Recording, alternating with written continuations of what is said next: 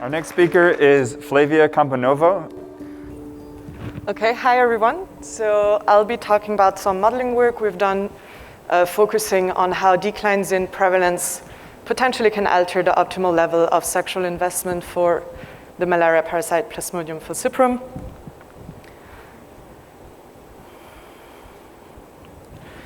So just before we start, I want to mention everyone who was involved in this work. I've been doing the modeling side of things together with Caroline Bucky and Lauren Childs, which is what I'll be talking about today. But I will only very briefly mention the genomic data analysis of this project that was done by Angela Early, Daniel Nifsi, and colleagues, which was an extensive amount of work as well. So just a little bit of background and aim of the project. So as you scale up some disease interventions, you expect the parasite prevalence to decrease, at least if they're successful. And so with this change in transmission intensity or change of the context of prevalence, you can expect some changes in the parasite's optimal life history strategy. And so that's what we've been exploring through modeling. So we really wanted to think whether or not declining infection rates could alter Plasmodium falciparum's investment in sexual versus asexual growth. So throughout this presentation, really you can think about two things, two concepts to keep in mind, is that the parasite is replicating asexually within a human host, and that creates the infection within the host and enables the infection to persist at an individual level. But then some of these asexual parasites have to undergo sexual conversion to become gametocytes, and the gametocytes cannot replicate further in the host, but they're the only one that can be transmitted to the mosquito and are therefore responsible for transmission at a population scale.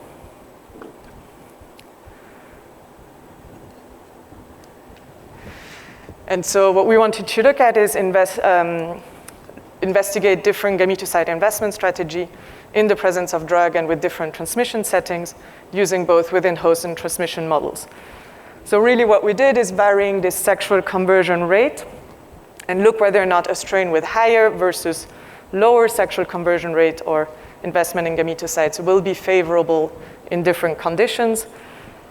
And the conditions we focused on in the context of prevalence decline was a variable level of polyclonal infections and variable levels of treatment.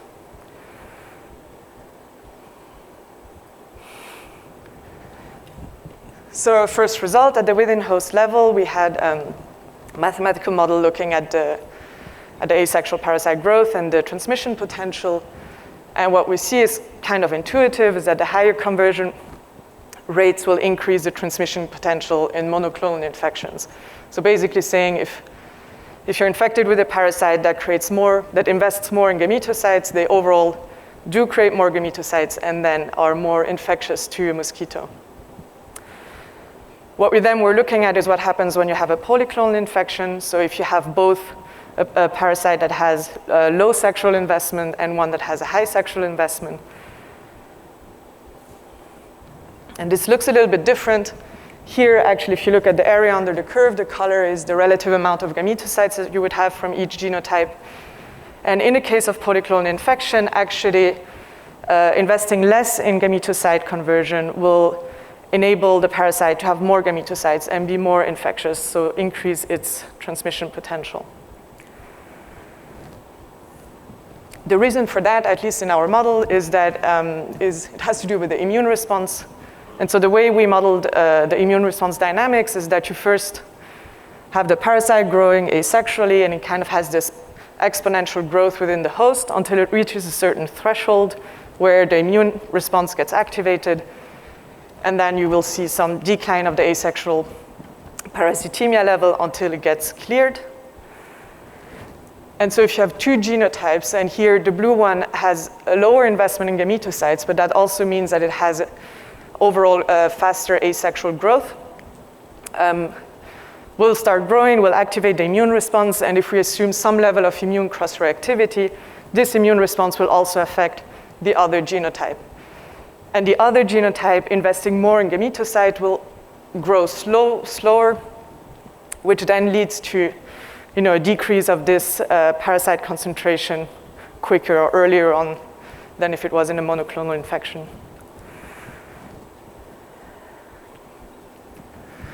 So to summarize just the within-host modeling result, we found that optimal conversion rate can differ or differs in monoclonal versus polyclonal infections. And so that raises kind of the question, because we know that the rate of polyclonal infection in the population is linked to transmission intensity. So we wanted to see what would be the relative advantage of this sectoral investment strategy at a population level.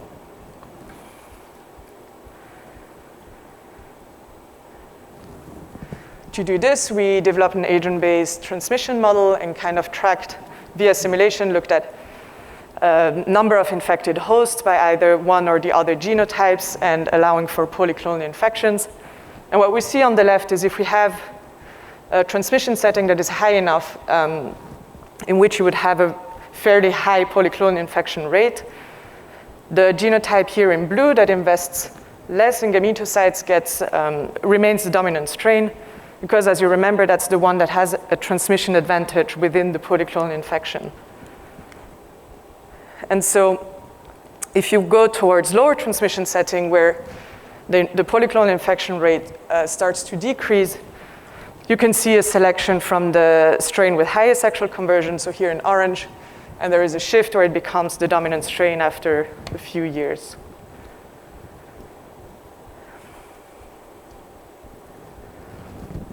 So then we were also interested in wanting to vary the transmission setting to have different levels of polyclonal infection. But the second thing we wanted to look at is also what happens if we add treatment in the model.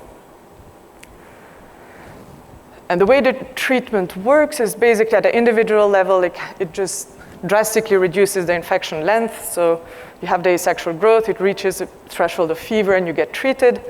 So you have a much shorter infection. And then at a population level, of course, if you're treating infections, you reduce the number of infections and you reduce transmission.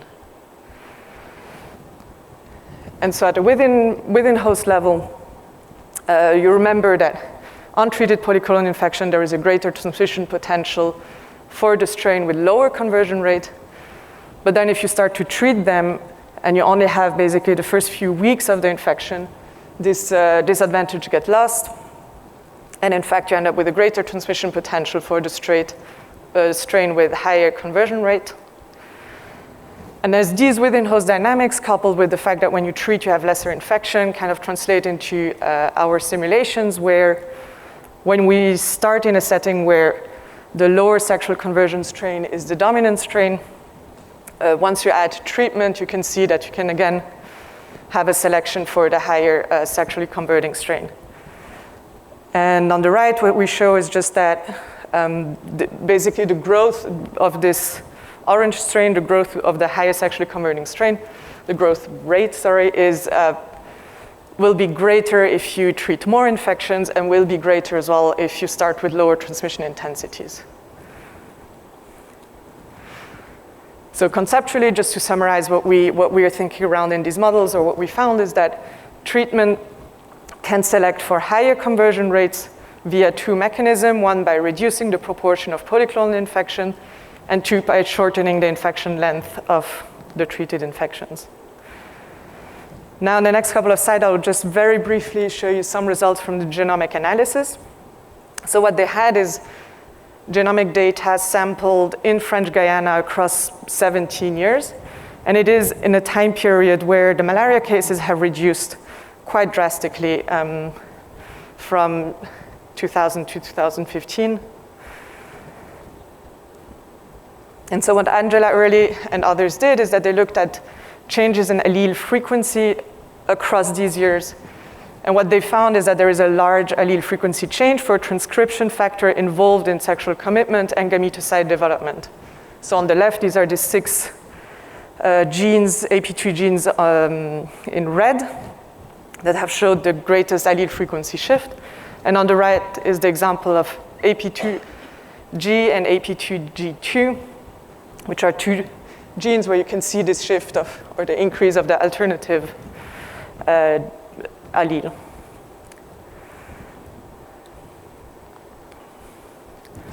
So yeah, to conclude, we think that declines in prevalence can alter the optimal level of sexual investment for the malaria parasite.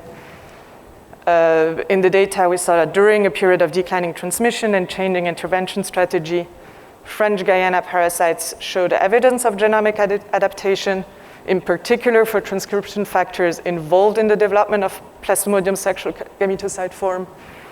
And so these results, together with our modeling project, made us think that public health intervention can impose wide-ranging selection pressure that affect basic parasite life history traits. With that, I would like to thank you and mention again everyone who was involved here.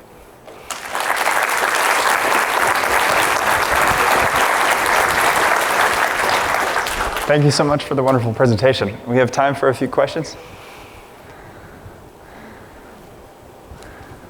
Hi, I'm wondering if the evolution of the high investment strain helps the malaria prevalence recover somewhat from the effective treatment.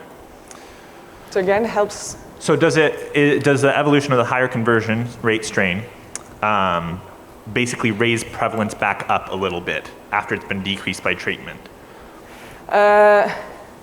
Not necessarily, because it's really, so changing the conversion rate doesn't necessarily mean that the absolute number of gametocytes that you then create is increasing as well. So it might just, counteract the fact that either you're competing with another strain or. So I don't think overall or at least in the simulation, but I wouldn't expect overall for now to increase. But one question is, like, if you go further and you reduce transmission intensity with interventions, then would we in fact expect a higher transmission rate for any given infection because of this increase of gametocyte conversion? So yeah, we don't know yet. Any questions online? Looks like we're okay. Well, thank you so much.